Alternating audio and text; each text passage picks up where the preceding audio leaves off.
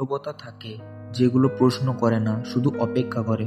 সে দাঁড়িয়েছিল আর আমি বুঝতে পেরেছিলাম এবার যদি না বলি তাহলে আর কোনোদিনই বলা হবে না।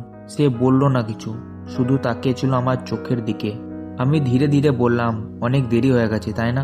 সে হাসলো, কিন্তু সেই হাসির ভেতরে কষ্ট লুকানো ছিল। বলল, দেরি না, আমরা শুধু সাহস করিনি। আমি জানতে চাইলাম এখনো কি কিছু বাকি আছে।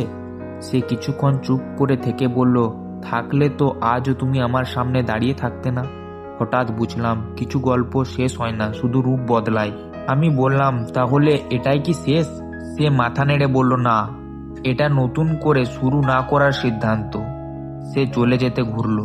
আমি আর ডাকলাম না, কারণ ভালোবাসা মানে সবসময় ধরে রাখা না, কখনো কখনো ছেড়ে দেওয়াই ভালোবাসা। কিছু কথা বলা বাকি ছিল, কিন্তু না বলায় সব থেকে সত্যি রয়ে গেল।